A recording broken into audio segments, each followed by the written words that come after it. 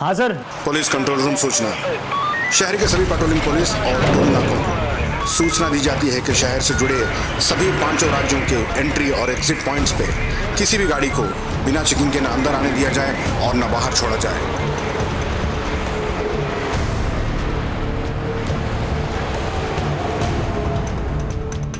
क्या लोकेशन है? सिटी के बाहर एक डेयरी है, वहीं की लोकेशन है। ओके।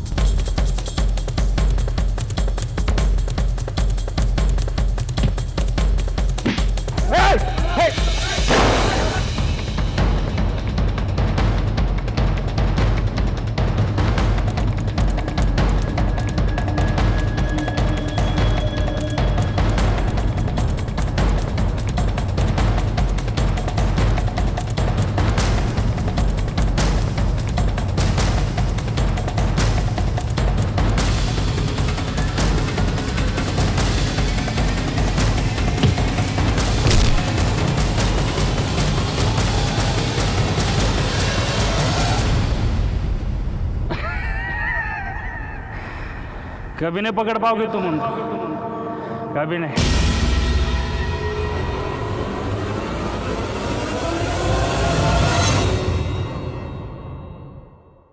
छोटे मोटे अपराध करके कानून की नजर से बच निकलना अपराधी अपराध को एक आदत बना लेते हैं। उन्हें लगता है कि वो कानून को चकमा दे सकते हैं और इसी गलत फहमी में वो एक के बाद एक जुर्म करते चले जाते हैं। आज का ये केस भी कुछ ऐसा ही है जो कभी भी देखा नहीं गया, जो शुरू तो हुआ था छोटे छोटे जुर्म से, लेकिन बढ़ बढ़ के इतना बड़ा अपराध बन गया कि एक महाजाल बन गया। सारे पुलिस डिपार्टमेंट की नींद और चैन हराम हो चुकी थी। साथ ही साथ पुलिस की गरिमा भी दांव पर लगी हुई थी। कई नौकरियां गई, कई तबादले हुए, फिर यह केस मेरे जिम्मे आया। इस केस को देखना हमारे लिए बहुत जरूरी है, क्योंकि इस केस में वो दस्तक छिपी है जो हमारी मानसिकता को डिस्क्राइब करती है।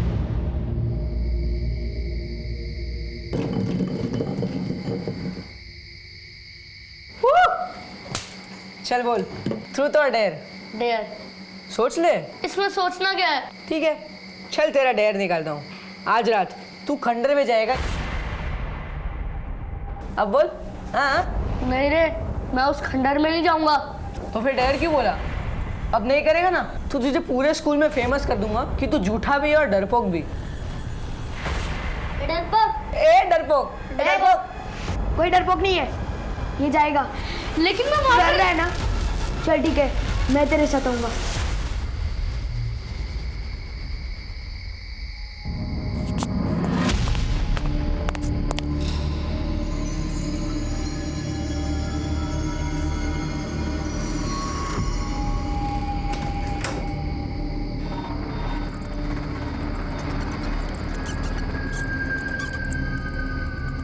आशु, यार बहुत डर लग रहा है।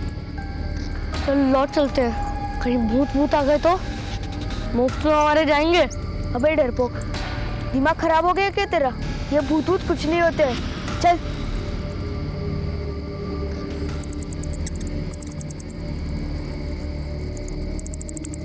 रुक।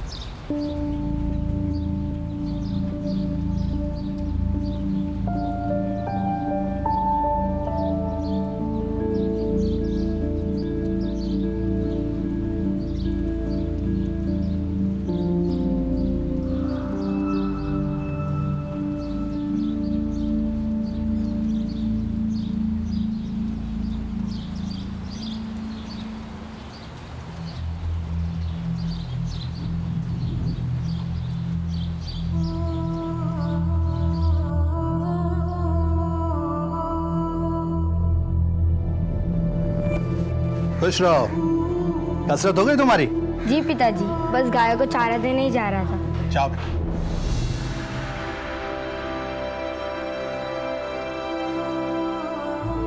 लता, हमारे बेटे में कुछ तो विशेष है। तुम देखना, एक दिन ये हमारा नाम जरूर रोशन करेगा।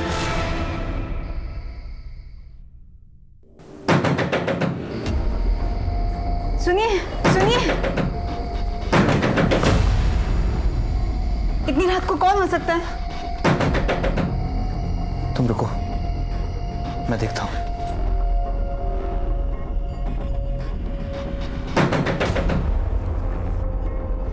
कौन है? कौन है बाहर? शब मैं, रामू, आपकी गाड़ी की चाबी देनी थी।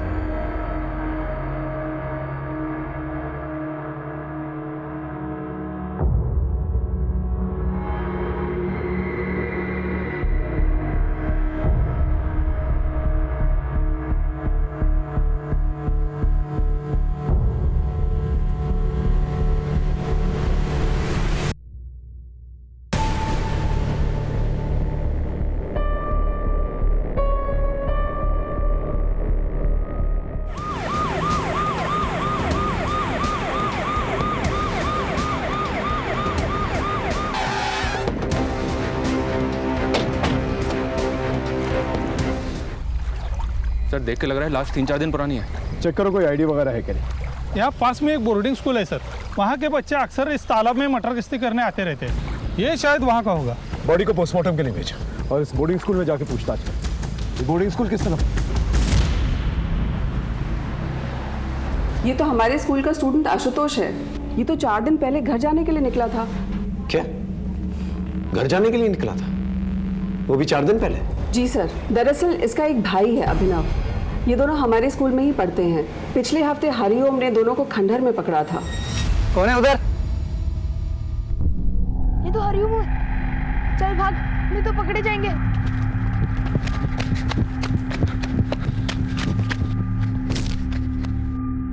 चल चल।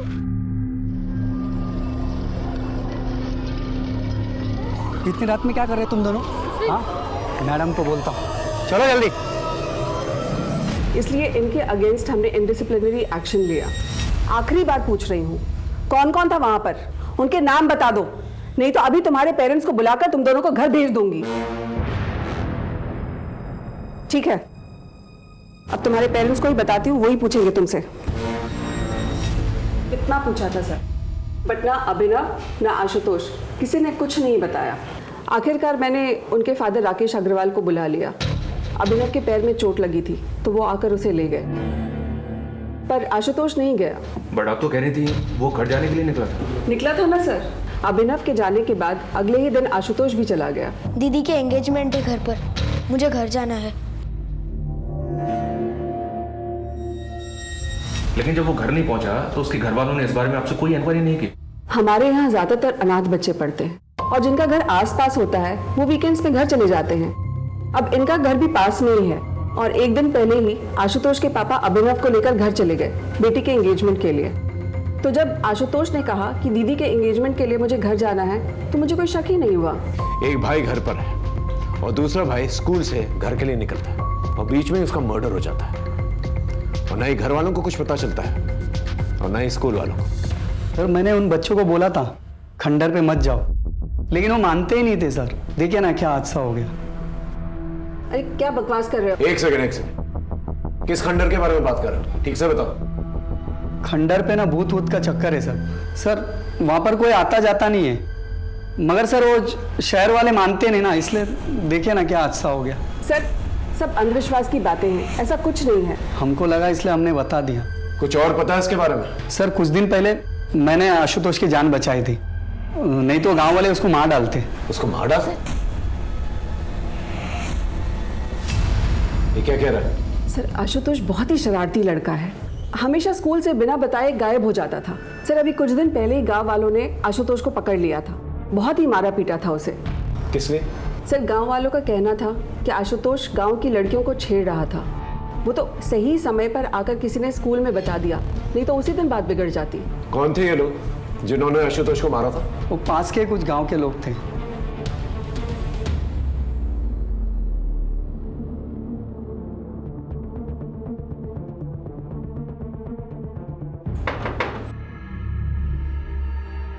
जी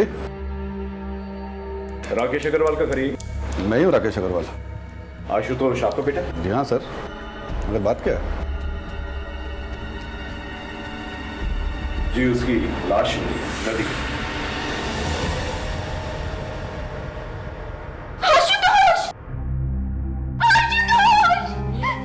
क्या हो गया?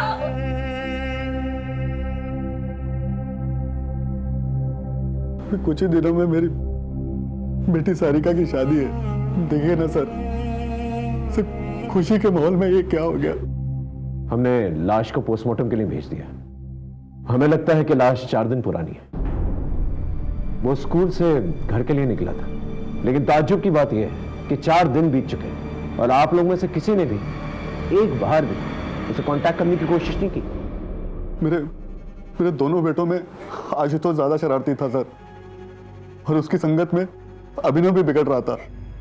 उस दिन जब कंप्लेंट आई तो मैंने स्कूल में जाकर उसे बहुत डांट लगाई सर, जिससे उससे अपनी गलती का एहसास हो और उसे लगे कि पापा नाराज हो जाएंगे, इसीलिए कॉल नहीं किया। अगर सर हमें जरा भी मालूम होता था कि ये सब हो जाएगा तो हम उसे कॉल क्यों नहीं करते सर? सर, मैंने तो उसे साथ आने के लिए कहा था, मगर वो नहीं माना। तू भी चलना, दी की एंगेजमेंट में मौज करेंगे, मौज। तो जा, मैं नहीं आ रहा, वैसे भी पापा नाराज है। अरे पापा को जो कहना था उन्होंने कह दिया, अब थोड़ी ना कुछ कहेंगे। तू जा, मैं अगले हफ्ते आऊंगा। चल ठीक है। फिर ऐसा क्या हुआ था कि उसके मना करने के बावजूद वो अगले दिन ही स्कूल से निकल गया? और कहाँ गया? नहीं आप लोगों को बताया उसने और ना ही स्कूल वालों को। बेटा तुम लोग उस दिन खंडर में क्यों गए थे? डेयर, आज रात तू खंडर में जाएगा ये प्रूफ करने कि वहां कोई भूत नहीं है। नहीं रे, मैं उस खंडर में नहीं जाऊंगा। डरपोक, कोई डरपोक नहीं है, ये जाएगा। लेकिन मैं वहां डर रहा है ना? चल ठीक है, मैं तेरे साथ आऊंगा। ये भूत भूत कुछ नहीं होता है। मैंने मना भी किया था उसे, पर लेकर गया वो मुझे, और वहां वो था।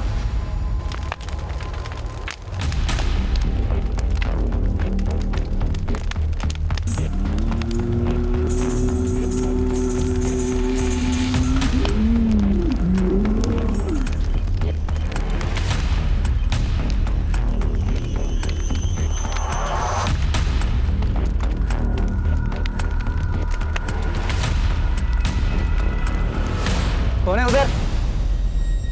बेटा वो अघोरी कौन था? उसे पहले कभी देखा था? हम तो पहली बार देख रहे थे उसे, मगर वो था बहुत डरावना। अगर दोबारा उसे देखोगे तो पहचान लोगे? जी सर। एक बात बताओ अभिनव बेटा, वो जो तुम्हारे दोस्त हैं हॉस्टल में, कहीं ऐसा तो नहीं कि उन्होंने आशुतोष को दोबारा से घुसाया कि वो खंडर में जाए? पता नहीं सर। तुमने उन दोस्तों के नाम प्रिंसिपल को क्यों नहीं बताया? सर हम तो पहले से ही फंस चुके थे स्कूल में, उन्हें क्यों फंसाते? स्केच आर्टिस्ट की मदद से अभिनव से स्केच बनवाने की कोशिश करो। अगर इस अघोरी का इस मर्डर से कुछ लेना देना भी नहीं है तो भी हम इससे हेल्प ले सकते हैं। शायद इसने कुछ देखा कि मना करने के बावजूद भी आशुतोष तालाब के किनारे है और उस खंडर में क्या कर रहा है। Yes sir. और इस फैमिली का भी बैकग्राउंड चेक करो। इतनी तैयारियां चल रही हैं सगाई की, लेकिन बेटा इनके टच में नहीं था और इन लोगों ने भी जरूरत नहीं समझी कि बेटे को कांटेक्ट करें। मामला कुछ अलग है। ये गाँव वालों को क्या हुआ? एक टीम गांव भेजी थी सर, सबको थाने लेकर आई है। ठीक है चल। साहब, अब कोई हमारी बहू बेटियों पर नजर डालेगा तो उसे कुछ कहेंगे भी नहीं क्या? और ये आशुतोष की तो क्या कहें? साफ साफ बता क्या हुआ था?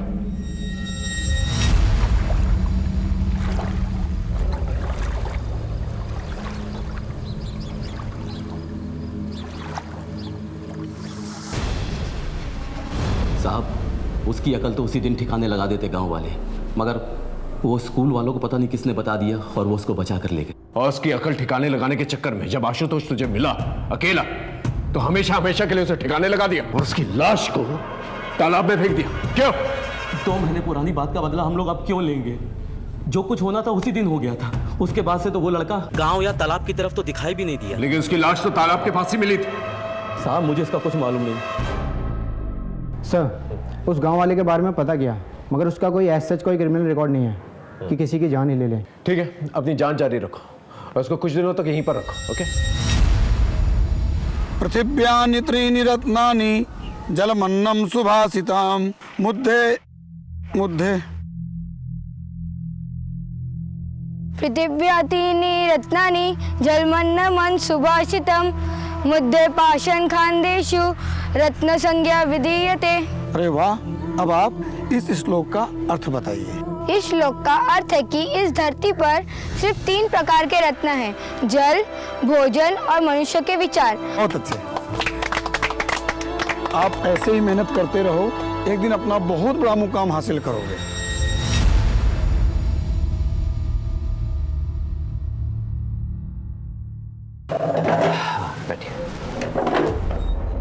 बताएं, क्या प्रॉब्लम है आपकी? प्रॉब्लम तो मुझे कुछ भी नहीं है। तुमने जो ऑपरेशन किया था ना, उसी के बारे में कुछ बात करनी थी।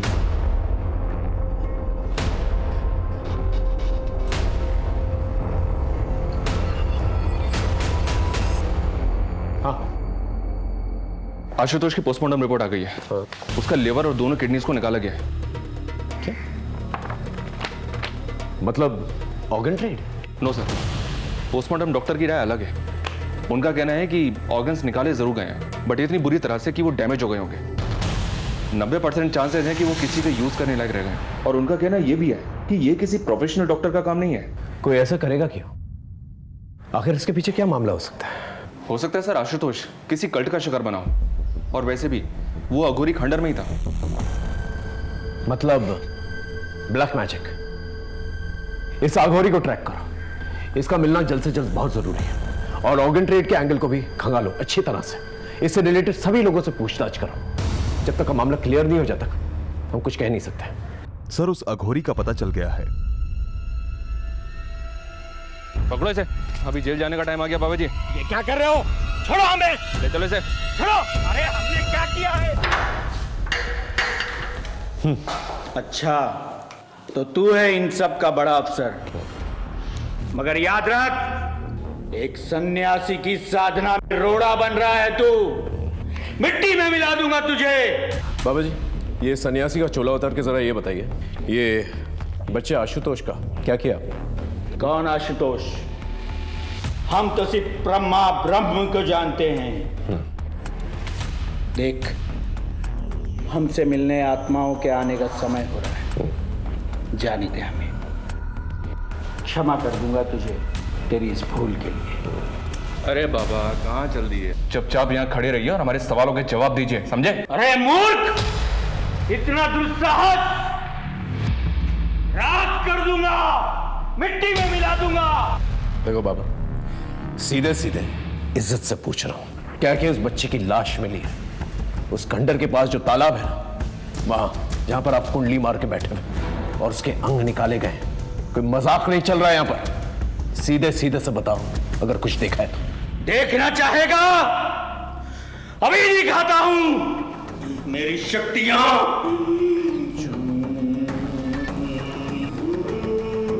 सर, ये बहुत मोटी चमड़ी के होते हैं, ये ऐसे नहीं उगलेगा। आप कहें तो अपने तरीके से उगलवाऊं? नहीं, रहने दो। इसे भूखा प्यासा रहना था सुबह तक। अगर सुबह तक कुछ नहीं बोला फिर अपना तरीका इस्तेमाल करो।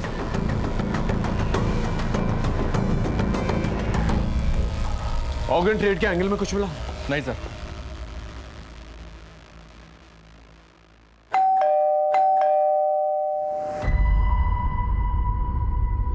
इतनी देर क्यों हो गई आज?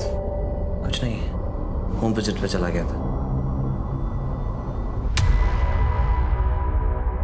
सर, आशुतोष की फैमिली बहुत खुश थी। सरिका की शादी हो रही थी और दोनों बच्चे भी बहुत अच्छे थे सर। बट राकेश फाइनेंशियली बहुत परेशान था। परेशान था मतलब? सर, राकेश की फाइनेंशियल कंडीशन खराब थी, लेकिन अपनी बेटी की शादी में उसने दिल खोल के खर्च करने का मन बनाया था। अपने पड़ोसी से 5 लाख रुपए उधार भी मांगे थे, पर लिए नहीं। लेकिन इस सब का आशुतोष के मर्डर से क्या कनेक्शन? सर, हो भी सकता है। वो क्या है, मैंने उसकी फाइनेंशियल कंडीशन चेक की तो मुझे ये मिला। इसी वजह से उसने 5 लाख रुपए उधार नहीं लिए थे पड़ोसी से। ये आशुतोष की एफडी है 5 लाख रुपए की, जिसे उसने 10 दिन पहले तोड़वाया था। बैंक से एक और बात पता चली साहब। क्या? इसे उसने पहले भी तोड़वाने की कोशिश की थी, लेकिन तब वो ऐसा नहीं कर पाया था। लेकिन क्यों? सर, नाबालिग आशुतोष का एफडी तुड़वाने के लिए हमें उसके गार्डियन राकेश का भी साइन चाहिए था। राकेश का साइन तो सही था, पर जब हमने क्रॉस चेक किया तो आशुतोष का साइन ही फर्जी निकला, इसलिए हमने एफडी तोड़ने से मना कर दिया। इस पर मिस्टर राकेश काफ़ी नाराज़ भी हुए थे और फिर कुछ दिन बाद वो आशुतोष को ही लेकर बैंक आए थे। तुम यहाँ पे साइन करो बेटा। सही से साइन करना, नहीं तो फिर बोलेंगे कि फर्जी साइन कर लाया हूँ। आशुतोष ने तो मेरे ही सामने साइन किया था, पर सर वो कुछ डरा हुआ लग रहा था। इतने पैसों की क्या जरूरत पड़ी थी कि अपने बेटे के फर्जी साइन करवाए? और इतना शौक क्या चढ़ा था कि अपनी बेटी की शादी इतने आलीशान तरीके से करवानी थी? अरे सर, उस मैनेजर को तो 10 साल पहले रिटायर हो जाना चाहिए था। उम्र के साथ साथ उसकी आंखों और दिमाग दोनों ने साथ देना बंद कर दिया है। मैंने कोई फर्जी साइन नहीं किए, वो तो आशुतोष ने किए थे, लेकिन उस मैनेजर को लगा कि मैंने नकली साइन किए हैं, फ्रॉड बना दिया मुझे बैंक में। सर, इसलिए आशुतोष को बैंक ले जाना पड़ा। इस एफडी तोड़ने के पीछे की कहानी हमें पता है, अच्छे से पता है। आपके और आपके बच्चों की कोई भी एफडी नहीं है, और जिसकी एफडी है उसकी एफडी 10 दिन पहले तोड़ी गई और तोड़ते के साथ ही उसकी मौत हो जाती है। ये कोइंसिडेंस सही है? अरे सर, कोई कोइंसिडेंस नहीं है। मेरे बेटे की एफडी थी, मैंने तोड़वा दी। आप मुझे गोल गोल घुमा रहे हैं। जा सकते। इस बात का पता लगाना बहुत जरूरी है कि एफडी तोड़ते वक्त आशुतोष घबराया हुआ क्या था। जरूर उसकी घबराहट के पीछे कोई ना कोई राज है। Okay sir. क्या हुआ? क्यों बुलाया था पुलिस ने? कुछ पूछना था। पापा, कुछ पता चला आशुतोष के साथ किसने किया ऐसा? अभी नहीं। देखो बेटा, जो हो गया सो हो गया। तुम्हारी शादी को कब तक टालेंगे हम? आज भी तुम्हारे ससुराल वालों का फोन आया था।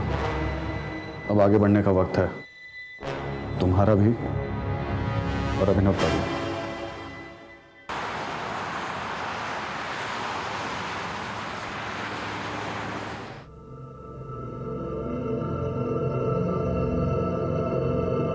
अब भैया आगे से अंदर ले लीजिएगा।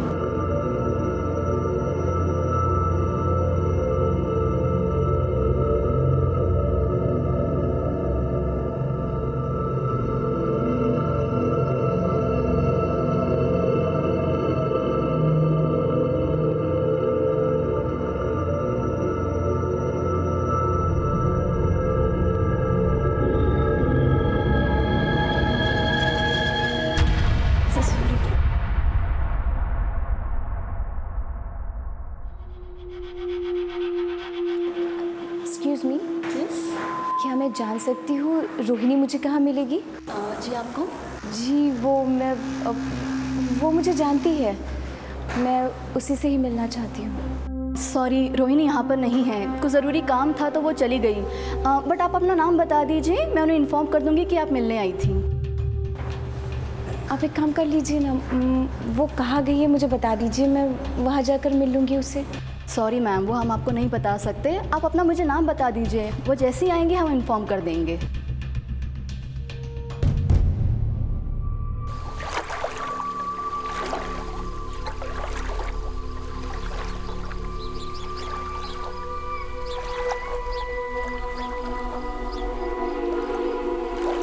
मनोहर, तुम्हारा बेटा तो इतनी ठंड में सुबह सुबह स्नान करके निकला है, क्या बात है? मनोहर, तुम्हारा बेटा तो बहुत तेजस्वी है। राम राम राम राम राम। अरे पापी, तुमने मेरा धर्म भ्रष्ट कर दिया, अपने उतरन का पानी सुबह सुबह मुझ पर डाल दिया। हमको माफ कर दीजिए। क्या बे नरेश, दिखता नहीं है? हम लोग इधर बैठे हुए, तू अपने कपड़े का उतरन का पानी डाल रहा है। माफ कर दीजिए काका।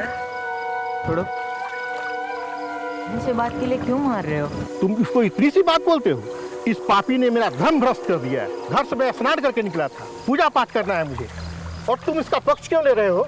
क्या तुम्हें अपने गांव की मर्यादा और परंपराओं का कोई ख्याल नहीं है? मुझे गांव की मर्यादा और परंपराओं का ख्याल है, मगर आप किसी इंसान का जाति धर्म देख के उसकी जान तो नहीं लेंगे। अगर नरेश के छूने से आपका धर्म भ्रष्ट हो जाता है तो मुझे इतना कमजोर धर्म नहीं चाहिए।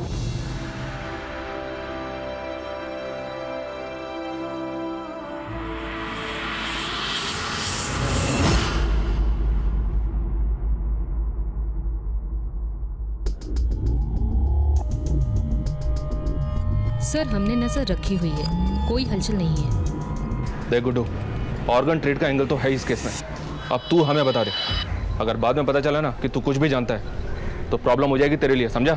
अरे साहब, ये धंधा मैं बहुत पहले ही छोड़ चुका साहब। अगर ऐसा कुछ भी उस लड़के के साथ हो ना साहब, ये खबर उड़ते उड़ते मेरे कानों तक जरूर आती साहब। साहब, ये बाहर का एंगल है। सर, स्कूल से एक न्यूज़ आई है। किरण जी, ये वही अंकित है ना जिसने अभिनव और आशुतोष के साथ खंडर पे जाने की बेट लगाई थी? आज रात तू खंडर में जाएगा ये प्रूफ करने कि वहाँ कोई भूत नहीं है। जी सर। और अब ये अंकित भाग गया है। सर, अंकित अकेला ऐसा लड़का नहीं है जो स्कूल से भाग गया है, और भी लड़के हैं जो स्कूल से भाग गए हैं। असल में जिस माहौल में ये पैदा होते हैं, पलते हैं, उन्हें स्कूल की पढ़ाई अनुशासन जेल जैसी लगती है। मतलब? सर, 60% बच्चे हमारे यहाँ अनाथ हैं, और अंकित भी अनाथ ही था। ये 3 साल पहले हमारे यहाँ किसी NGO के थ्रू आया था। ये कोइंसिडेंस नहीं हो सकता कि पहले बैट लगी, फिर आशुतोष पकड़ा गया, उसके बाद उसका मर्डर हुआ और अभी अंकित भाग गया। कोइंसिडेंस है कि नहीं ये तो नहीं पता, पर अंकित और आशुतोष एक बार पकड़े गए थे। किस लिए? किसका फोन है ये? मैडम, वो मैच आ रहा था, इसलिए मैंने अंकित से फ़ोन ले लिया। मुझे नहीं मालूम था कि इसमें ऐसी सब फिल्म्स पड़ी होगी।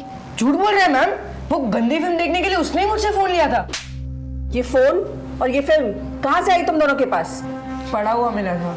ऐसी चीजें तुम दोनों को ही कैसे मिल जाती है, बाकी बच्चों को नहीं मिलती है? कल से हर रोज 1 महीने तक पूरे ग्राउंड के चक्कर मारोगे तुम दोनों। चलो जाओ यहाँ से।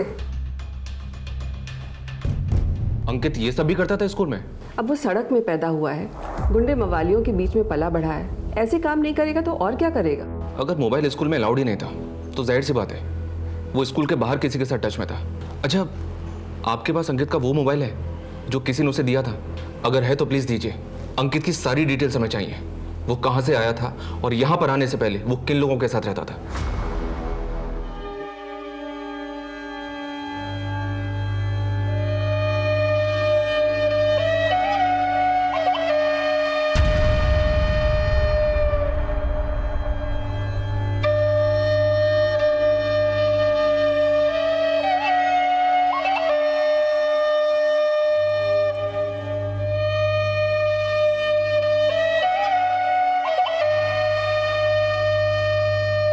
बड़ी गलत बात है शंकर। ये औरतें तुमसे अपनी मेहनत की मजदूरी मांगने आई, तुमने इनकी पिटाई कर दी। ये तो ठीक नहीं।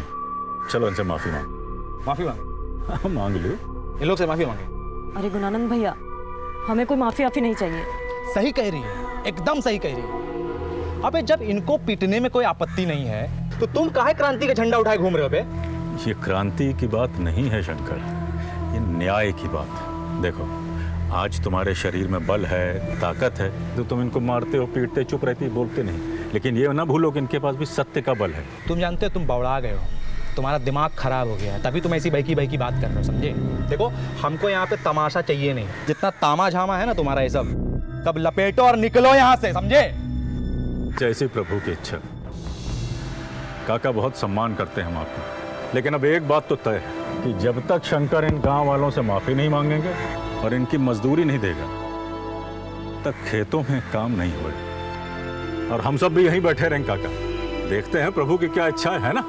चलो बैठ जाओ भाइयों, बैठो, बैठ जाओ, बैठो सब अपना ही बैठो।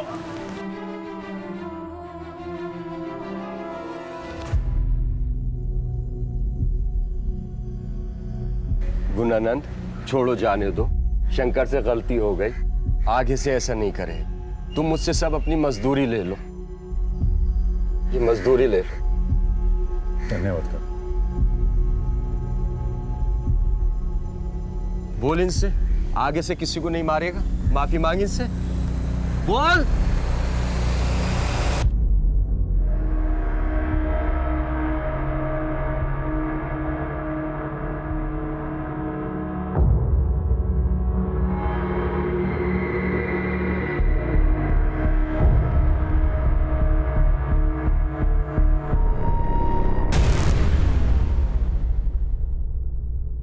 तीन बार लेना है, ध्यान रखा करो।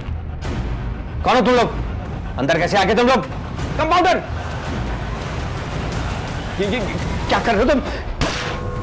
सर, हमने लास्ट ईयर के सारे केसेस को छाना, इनमें से 12 केसेस हमारे मतलब के हैं। जिनमें विक्टिम की उम्र 14 से 18 साल के बीच है। 7 लड़के और 5 लड़कियां। 7 लड़कों में से 5 लड़कों के ऑर्गन निकाले गए हैं, जबकि सभी लड़के गए। 2 लड़कियां तो ऐसी हैं सर जिनके ऑर्गन्स भी गायब थे। और सर कुछ केसेस तो ऐसे हैं जो आशुतोष के केस से काफी सिमिलर है। 3 लाशें तो उसी तालाब में मिली थी।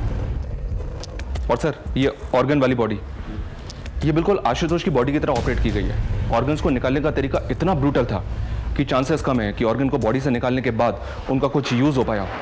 ब्लैक मैजिक का कोई कनेक्शन? सर कुछ बॉडीज पर मार्किंग मिली थी, ऑलमोस्ट आधी बॉडीज को दागा गया था, लेकिन 2 लाशें ऐसी थी जिन पर कोई मार्किंग नहीं थी। लेकिन एक बात है सर, ऑर्गन को बॉडी से निकाला तो गया है, जैसे कि आशुतोष की बॉडी से निकाला गया था। इतने सिमिलर केसेस और किसी ने ध्यान तक नहीं दिया। इनमें से किसी की पहचान हुई है? जी सर, इनमें से 4 लड़के और 3 लड़कियों की पहचान हो गई थी, लेकिन बाकी बॉडीज अनआइडेंटिफाई ही रह गई थी। इन अनआइडेंटिफाइड बॉडीज को आइडेंटिफाई करो और इनसे रिलेटेड जितने भी थाने हैं उनमें पूछताछ करो, देखो क्या निकल कर आता है। इतना सारा कनेक्शन है तो कोई ना कोई कॉमन लिंक जरूर होगा। और स्कूल में भी पता करो इन अनआइडेंटिफाइड लाशों के बारे में। इतनी सारी लाशों का एक ही तरीके से काटा जाना बहुत सारे सवाल खड़े कर। इस अंकित के बारे में कुछ पता चला? अभी तक कुछ पता नहीं चला है। मोबाइल की स्कैनिंग चल रही है, शायद उसमें कुछ मिले।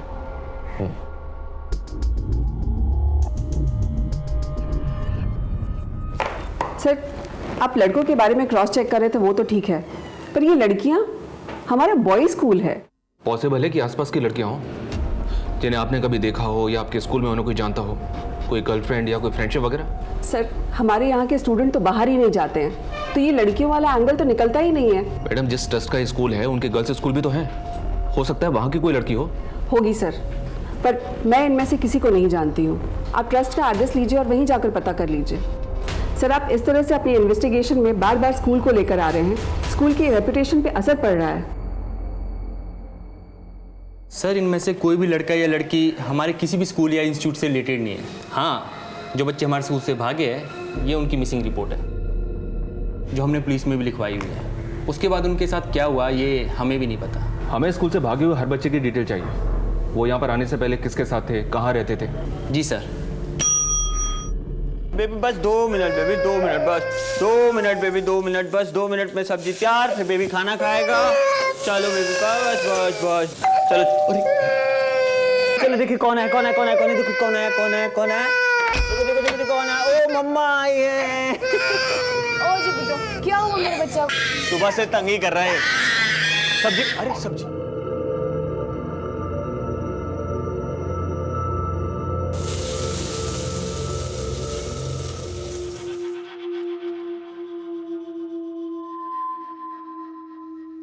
गौतम, तुम्हें मेरी वजह से क्या क्या सहना पड़ रहा है? क्या हो गया अचानक? तुम जानती हो चाहे कुछ भी हो जाए मैं हमेशा तुम्हारे साथ हूं। अच्छा बताओ, तुम्हारा काम कैसा था? ठीक ही था, पर हुआ नहीं। अगर हमें इस बार का चुनाव जीतना है ना, तो कुछ अलग करना पड़ेगा। हम अपने क्रेडिट पर चुनाव नहीं जीत सकते। वो गुणानंद है ना, वो जनता का मसीहा बन बैठा है। अच्छा, अभी जागे हैं आप। सरकार, ये जो बुद्धि आपको आई है ना, बहुत देर से आई है, समझे? क्या लूट मचाए हो पिछले 5 साल तक, और जिस टाइम पे आप लूट मचा रहे थे ना, वो गुणानंद जनता के बीच में जाके उनके लिए काम कर रहा था, इसीलिए मसीहा बना है। हमारी एक बात ना आप कान खोल के सुन लीजिए, आपके इस नेतागिरी में ना बहुत सारा पैसा लगाए हम, अब हम नुकसान नहीं उठा सकते। तो ये गुणानंद का हिसाब किताब कीजिए, समझ रहे? क्या कि हमारा पैसा ना मेहनत का पैसा है, ब्याज सहित असूलेंगे। सलाम साहब, बोल। एक खबर लाया हूं आशुतोष के बाप के बारे में। क्या खबर? सर, आजकल कुछ ज़्यादा ही भगवान को मानने लगे। तो इसमें खबर जैसा क्या? आप ही तो जादू टोने का एंगल ढूंढ रहे थे ना, इसलिए सोचा बता दूं। आप तो जानते हो छोटी मोटी बात के लिए आपको डिस्टर्ब नहीं करता। तो बड़ी बात बताना। आशुतोष और उसके बाप के रिश्ते के बारे में। सर, एहतियात के तौर पर आदमियों को जब डिटेल्स निकालने के लिए कहा था, तब इस फैमिली के बारे में ये बात पता चली, जिसे बहुत ही खूबसूरती से इन लोगों ने छिपा के रखा हुआ। आजकल बहुत पूजा पाठ करवा रहे हैं। हाँ, तो इसमें गलत क्या है? घर की शांति के लिए करवा रहे हैं। लेकिन हमें तो पता चला है कि ये सब कुछ आजकल में शुरू किया आपने। अचानक से इस तब्दीली की वजह जान सकता हूँ? मेरा बेटा मरा है। आपका नहीं, आपके बड़े भाई का। आशुतोष आपका बेटा नहीं था, ये बात आपने हमसे छुपाई। वो मेरे बड़े भाई का बेटा था, लेकिन मेरे बेटे जैसा ही था। बड़े भाई की मौत के वक्त वो 2 साल का था, तब से पाला है उसे। तो छुपाने जैसा क्या है? छुपाने वाली बात है पैसा। आपने अपनी बेटी सारिका की शादी के लिए आशुतोष की एफडी तोड़ी, और एफडी तोड़ने के तुरंत बाद ही उसकी मौत हो जाती। क्यों? जी क्या कह रहे हैं सर आप? 5 लाख रुपए के लिए मैं ये सब करूंगा? मैंने कब कहा कि 5 लाख रुपए के लिए आप करेंगे ये सब? पेपर्स है ना? ये पेपर्स हमने तहसील से मंगाए। ये आपके बड़े भाई की प्रॉपर्टीज के पेपर है, और इसके मुताबिक उनकी मौत के बाद तुरंत ही उनके बेटे के नाम पे हो जाती है सारी प्रॉपर्टीज होते हैं, और उसकी मौत के बाद ये सब कुछ आपके नाम पे हो जाता है। अब इतना सब कुछ के लिए आप ये सब तो करिए। खुद से कातिल ढूंढा नहीं जा रहा और हमारे ऊपर आरोप लगा रहे हैं। अगर आपके पास कोई सवाल है तो पूछिए, वरना मुझे और भी काम है।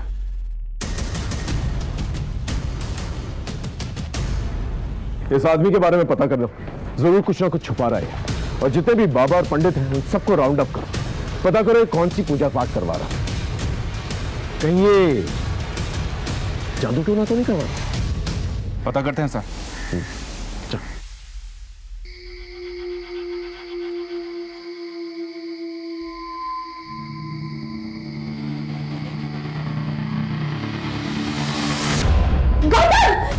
सॉरी सॉरी सॉरी सॉरी, गलती से बटन दब गया था।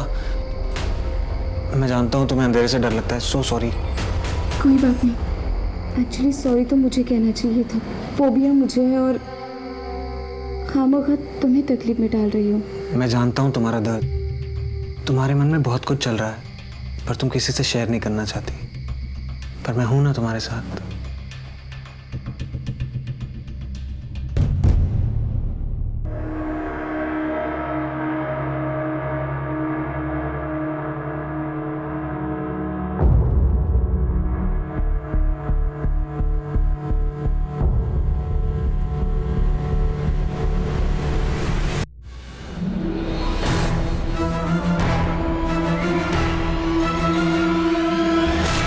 Thank you very much, sir.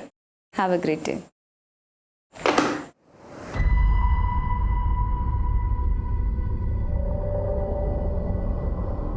शोनम, हाँ मैं लंच के लिए बाहर जा रही हूँ। अच्छा, आधा घंटा लग जाएगा फिर भी मुझे, तब तक कि तुम रिसेप्शन संभाल लेना, ठीक है?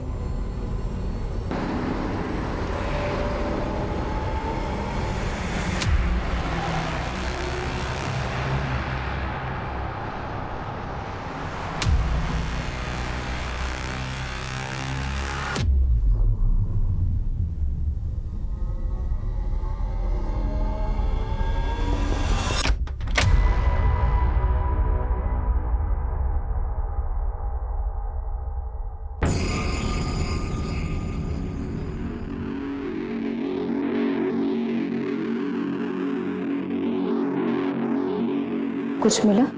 हाँ मिला तो है, मगर मुझे वो तो मिल जाए जिसके लिए मैंने इतना बड़ा रिस्क लिया है।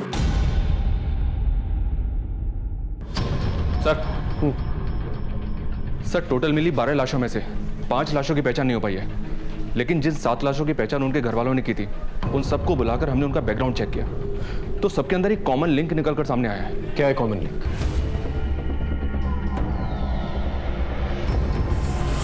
अच्छा, तो इसका मतलब ये हुआ इन बच्चों की फैमिलीज का इन्वॉल्वमेंट कहीं ना कहीं इस मर्डर्स में है, या फिर डर के मारे इन लोगों ने केस फाइल नहीं किया इसके खिलाफ। बिल्कुल सर, एग्जैक्टली यही लिंक आशुतोष की फैमिली का है। राकेश के यहाँ काफी आना जाना है इनका।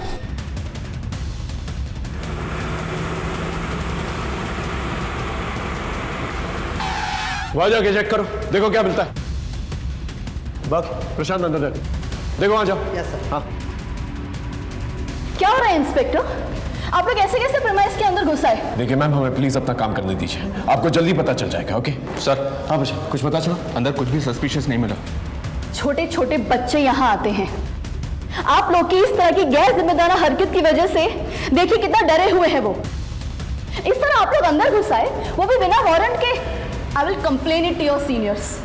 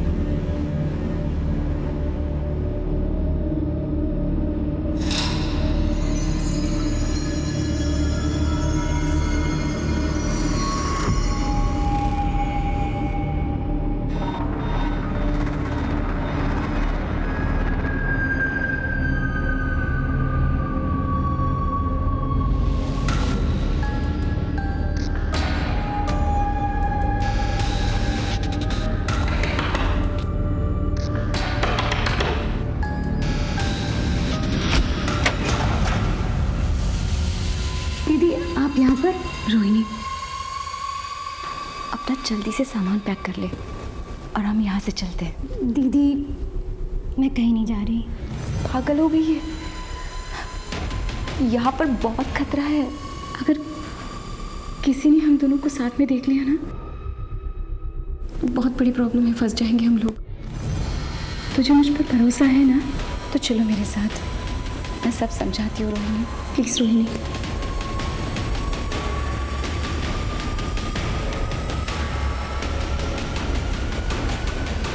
चलो रोहिणी। रुक क्यों गई? चलो। तुम्हें क्या लगता है दीदी, मैं तुम्हारे झांसे में आ जाऊंगी? मुझे तो पहले से ही पता था कि तुम मुझसे जलती हो, और अभी तो मुझसे जलने के और भी वजह है ना तुम्हारे पास। ये पैसा, ये पावर है ना? रोहिणी, ऐसी बात नहीं है बेटा, यहाँ पर कुछ भी सही नहीं है, इसलिए कह रही हूँ। चलो। क्यों दीदी, क्यों सही नहीं है? जब तक तुम कर रही थी सब कुछ सही था, लेकिन तुम पीछे रह गई, मैं आगे निकल गई, तो बस सब कुछ गलत हो गया।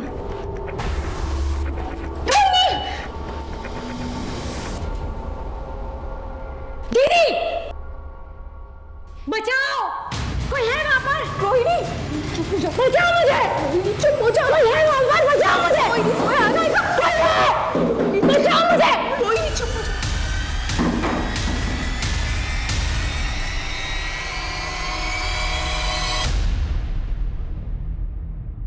हिमांशु रावत, इतनी लापरवाही। पुलिस डिपार्टमेंट में काम करते हो तो क्या पुलिस के रूल्स रेगुलेशन फॉलो नहीं करोगे? तुम जानते भी हो कितना केओस हो सकता था अगर पब्लिक को इस रेड के बारे में पता चलता। सर, हमारी इन्वेस्टिगेशन की सारी लीड्स इसी जगह पर पहुंच रही थी, इसे हमने रेड मारी। आगे से इस बात का ख्याल रखना, मुझे इन्फॉर्म किए बिना तुम इस केस में कोई भी कदम नहीं उठाओगे। पिछले हफ्ते एक टीम ने रेड मारने की परमिशन मांगी थी। ये फाइल स्टडी करो। ये क्या सर? एक टीम और भी है जिसने सेम जगह पे छापे मांगे थे। कौन सी टीम? जी, इस केस के बेसिस पर ही हमने कमिश्नर साहब से रेड के ऑर्डर मांगे थे, बट इनफ एविडेंस ना होने की वजह से ऑर्डर इशू नहीं हुए थे। ये कौन सा केस था? एक आदमी की बीवी गायब हो गई थी। सर, मेरी बीवी वैदेही, वो बोल के गई थी कि वो ऑफिस के काम से शहर से बाहर जा रही है, पर तब से अभी तक वो वापस नहीं आई। कहाँ गई थी वो? पता नहीं सर, कुछ बताया नहीं। सर, मैंने ऑफिस से पूछताछ भी की, पर उन्होंने कहा कि वैदेही शहर से बाहर कहीं गई नहीं ऑफिस के काम से। जब हमने इस औरत के ऑफिस से पता किया तो हमें ये पता चला कि वो औरत अक्सर अपने पति से झूठ बोल करके कई शहरों में जाया करती थी, जबकि उसके ऑफिस से कभी भी काम के सिलसिले में उसको शहर से बाहर भेजा ही नहीं गया था। फिर ये कहाँ जाती थी? पहले तो हमें ये अफेयर कहेंगे लगा, फिर हमने उसके पति से बात की। देखिए, आपकी बीवी ऑफिस के काम से तो बाहर जाती नहीं थी, और आपका ये कहना है कि उसका कोई अफेयर भी नहीं था, फिर वो आपसे झूठ बोल करके आखिर जाती कहाँ थी?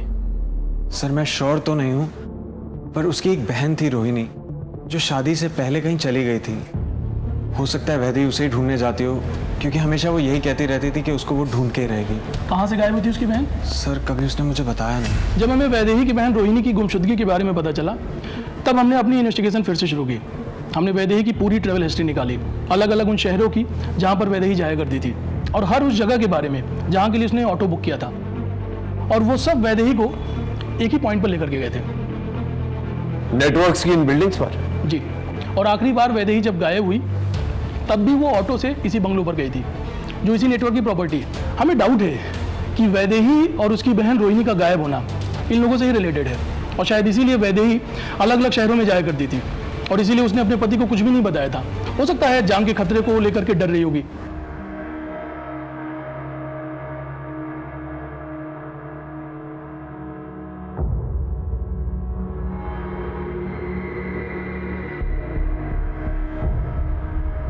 बाबा की जय हो। बाबा की जय हो। बाबा की जय हो। सर, ये वही लोकेशन है जहाँ पर वैदेही मिली, और ये वही लोकेशन है जहाँ पर हमने पहले टारगेट किया था, और इन सब का कनेक्शन वो नेटवर्क है। सर, ये सारे विक्टिम्स जो हैं इनके पावर की वजह से डरे हुए हैं। अगर आप हमें परमिशन दे देंगे तो ये सारे विक्टिम्स सामने आएंगे, सैकड़ों की संख्या में सामने आएंगे। हाइपोथेटिकल बातें मत करो हिमांशु।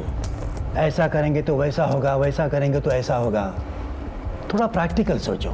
शक करने की वजह हमारे पास बहुत हैं, लेकिन क्या हमारे पास पुख्ता सबूत हैं? कोई चश्मदीद गवाह हैं? देखो पिछली बार भी तुमने रेड मारी थी, क्या मिला? इस बार भी अगर हम फेल हो गए, रिजल्ट 0 आ गया, तो संभालना बहुत मुश्किल होगा हिमांशु। सर ऐसा दोबारा नहीं होगा। I promise I will not fail you. ऐसा मत सोचो कि मैं तुम्हें काम करने नहीं दे रहा हूँ, इसलिए मैं ये कहूँगा कि तुम कोई पुख्ता सबूत ढूंढो, कोई चश्मदीद गवाह ढूंढो, तब मैं इस ऑर्डर पे साइन करूँगा। सिर्फ शक के बेसिस पर इतना बड़ा रिस्क मैं नहीं ले सकता। ये आपने लिखवाई थी? जी सर, मेरे पति ऋतुराज की हत्या इन्हीं लोगों ने करवाई है, क्योंकि उन्होंने इन लोगों के लिए काम करने से मना कर दिया था। वो लोग इतने बड़े हैं कि पुलिस कुछ नहीं कर पाई। बस शूटर मिला, इंसाफ हुआ।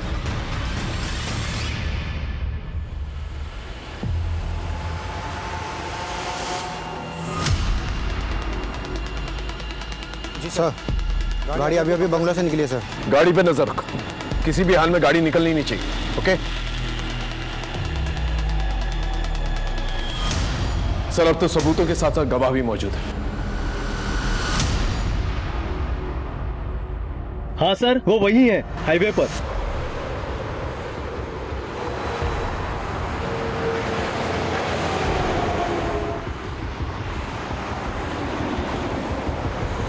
सर वो रही गाड़ी, पीछा करो उसका और कंट्रोल रूम में इन्फॉर्म कर, सभी जगह नाकाबंदी करवा, ये गाड़ी निकलनी नहीं चाहिए।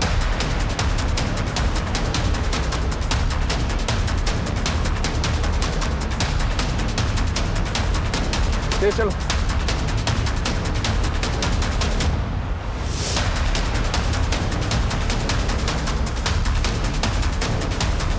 उस तरफ से लेके चलो, वो टेक करो।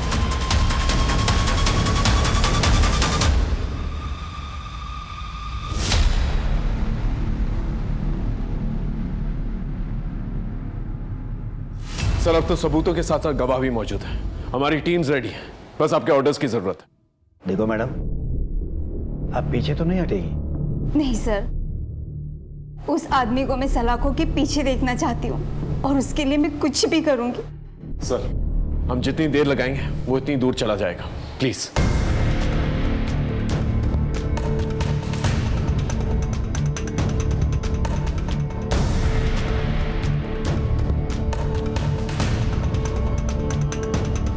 Thank you sir.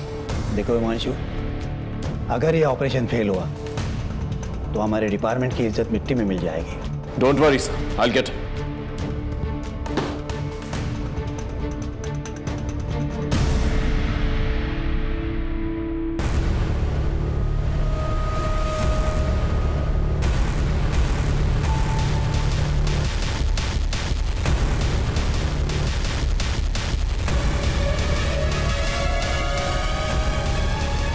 लगता है हमारे बेटे में कुछ तो विशेष है, एक दिन ये हमारा नाम जरूर रोशन करेगा।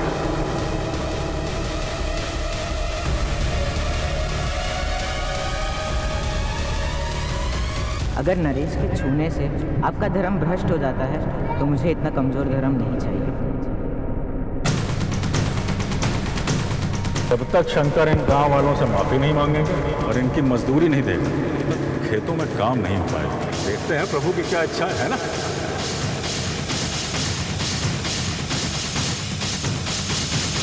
ब्रेकिंग न्यूज, अभी तक की सबसे बड़ी खबर ये है कि गुणानंद स्वामी को पुलिस ने राज्य के हाईवे से गिरफ्तार कर लिया है। गुणानंद की गिरफ्तारी के बाद उनके भक्तों में काफी आक्रोश देखा जा रहा है। कई जगहों पर तोड़फोड़ और आगजनी की वारदातें भी हुई हैं। छोड़ेंगे नहीं, आग लगा देंगे घर को।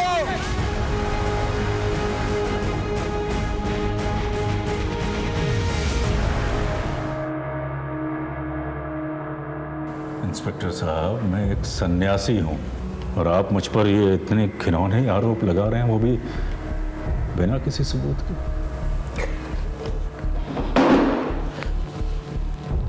हमारे पास तेरे खिलाफ सबूत भी है और चश्मदीद गवाह भी है। कितने बड़े अफसर हैं आप, फिर ऐसी नादानों जैसी बातें क्यों कर रहे हैं? किसी ने कुछ ऊट पटांग कह दिया और आप हमको यहाँ इस कारावास में ले आए कैद करके। जो प्रभु की इच्छा। हमें आपसे कोई शिकायत नहीं, भय है कि आप हमारी बात मान नहीं रहे, लेकिन हमारे जो भक्त हैं बाहर, यदि उन्हें ये पता चल गया कि आपने मुझको यहाँ यूं कैद करके रखा है तो यकीन जानिए अनर्थ हो जाएगा। धमकी दे रहा है, दंगे करवाएगा, फसाद करवाएगा। अरे मैं कैसे फसाद करवाऊंगा? मैं तो यहाँ आप लोगों की कैद में हूं ना, कारावास में। लेकिन मेरे भक्त जो बाहर हैं इस कारावास से दूर, वो मासूम है, प्रेम करते हैं मुझसे, और प्रेम में तो इंसान कुछ भी कर जाता है ना। ऐसी चिकनी चुपड़ी बातें करके भोले भाले भक्तों को अपने जाल में फंसाता है ना तुम। लेकिन यहाँ ऐसा नहीं चलेगा, यहाँ गुनाह कबूल किए जाते हैं। परंतु कौन से गुनाह? कौन से? ये ऐसे नहीं मानेगा। एक काम करो, इसे यहीं रखो और खाना पीना बिल्कुल नहीं देना, और सोने भी मत देना। देखते हैं ये खेल कितने दिनों तक चलता है।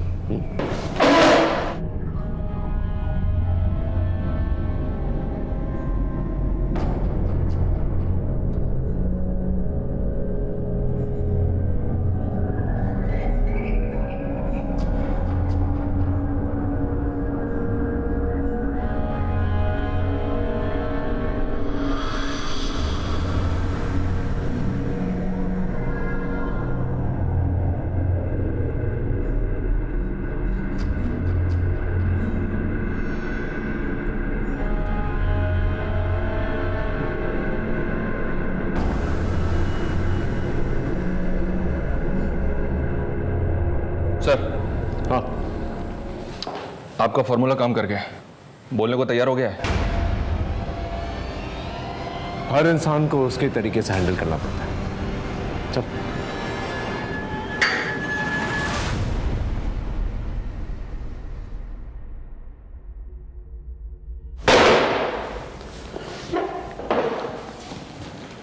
चल, अब बोल। न जाने 2-3 लोगों ने क्या बक दिया, आप तो मेरे पीछे ही पड़ गए इंस्पेक्टर।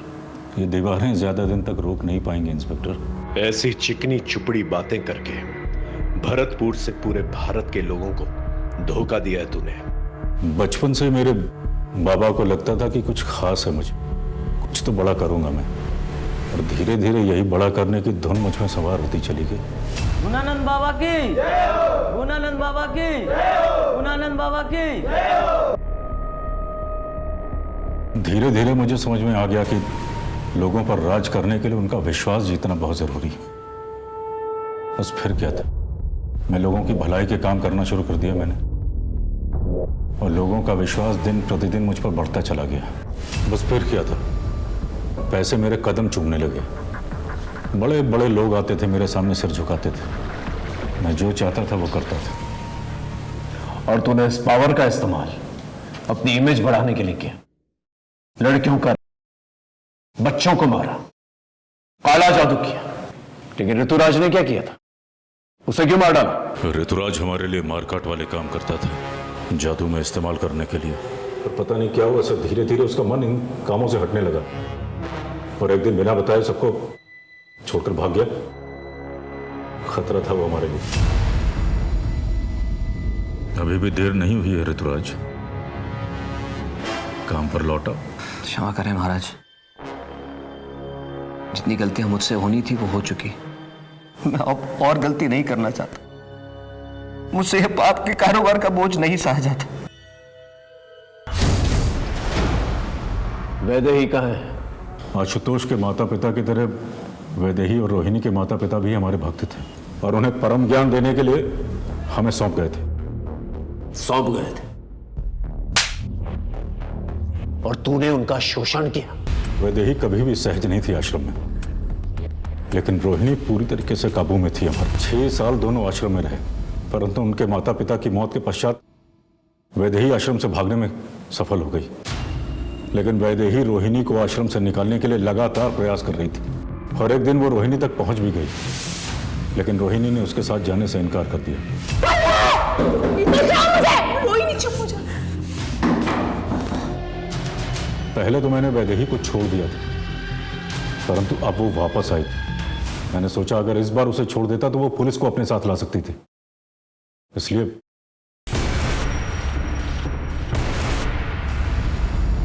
तू तो ज्यादातर अनाथ बच्चों को मारता था, फिर आशुतोष को क्यों मारा? वो तो तेरे स्कूल में पढ़ता था, ऊपर से गरीब भी था। उसका बाप मेरा भक्त था, पर वो गरीब नहीं था। बाद में मुझे पता चला कि उसके बाप के पास पैसे भी थे और जमीन भी, और वो दोनों मुझे चाहिए थे। इसलिए मौका मिलते ही मैंने उसके बाप को अपने झांसे में ले लिया। दोनों लड़कों ने अघोरी की बुलाई हुई आत्माओं को भगा दिया है महाराज। अघोरी की तपस्या भंग होने की वजह से आत्माएं इनके बेटों पर हावी हो गई हैं। कुछ कीजिए महाराज, कुछ कीजिए। देखो, तुम्हारे दोनों बेटों ने गलती तो की है, जिस वजह से आज उन दोनों की जान खतरे में। हम ज्यादा से ज्यादा किसी एक बेटे की जान बचा सकते हैं। एक बेटे की बलि तो तुमको देनी ही पड़ेगी। अभिनव की जान बचाने के लिए उसने आशुतोष को बलि के लिए चुना। और अंकित ने क्या किया था? उसे क्यों गायब किया? उसने आशुतोष की बलि चढ़ाते हुए देख लिया।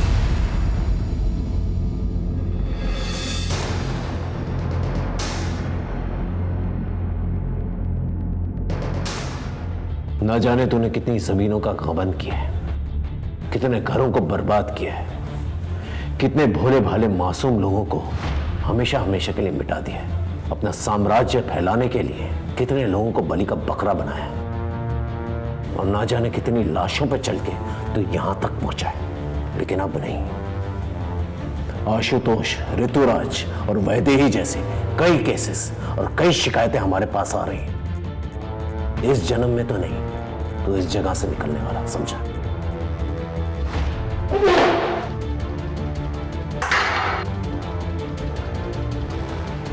आज दुनिया के हर एक कोने में ऐसे बाबा हैं जो आध्यात्मिक होने के साथ साथ बड़े बड़े और अच्छे अच्छे काम करते हैं, और लोग भी आंख बंद करके उन पर विश्वास करते हैं।